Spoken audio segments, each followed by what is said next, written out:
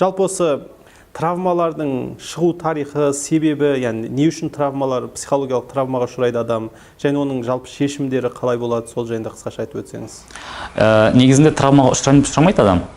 Ол өз білмей қалады. Әдетте 80% жастық шақта болады. Жастық шақта, мысалы, ата-анасының ұрсып жатқаны қатты әсер етуі мүмкін. Әкесі ішіп келіп, анасын ұрып жатса, немесе жаңағы бала енді бала болғандықтан ол қателік жасап қояды. Сол кезде кейбір ата-ана мысалы жаза ретінде қараң бөлмеге тығып тастайды. Солар травма болып қалып қалады. Сөйтіп бала ертең қараңғыдан қорқатын болады, немесе лифттен қорқатын болады. Кейбір балалар мысалы ата-анасына байланысты емес, сырттан травма алуы мүмкін.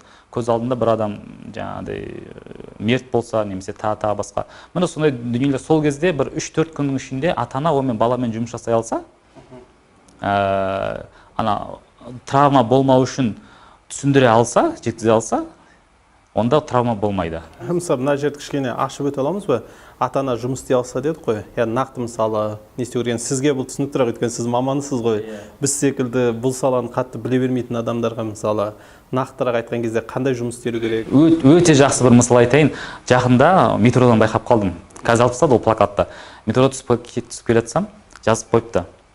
Суицидтің алдын алу, балаңмен тілдес дейді, балаңмен сөйлес дейді. Яғни қарапайым нәрсе баламен сөйлесе алу, тілдесу. Яғни ашық жарқын, міне ешқандай кедергісіз, өзінің жоғары қарап ата-ана ретінде емес, міне дос ретінде бала, міне бүгін осындай жағдайды сен көрдің, куә болдың. Я, мен ашуландым. Я, менен кетті.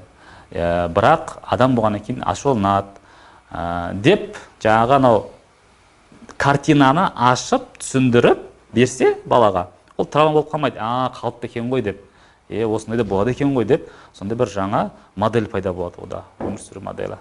Енді бізде қоғамда кейде осындай жағдайларда бала өзінің ойын айтып, сезімін білдірген кезде, сыртқа шығарған кезде, оны мазаққа айналдыратындар, күлкіге айналдыратындар, немесе сол үшін ұрсатындар, осыдан да қорқасың ба деп, мысалы, басып тастайтын кісілер болады. Бұл да осы травмаға алып бара ма? Жиі қайталанса алып барады. Жиі қайталанса алып барады. Мысалы, менің ұстазым айтушы еді, мені кішкентай кезімде боқтау үйретті деп. Үлкен кісілер. Анам боқта десе, бұл шешеден, әкеден боқтайды. Кейін бір күні маған таяқ болып тиді дейді ол.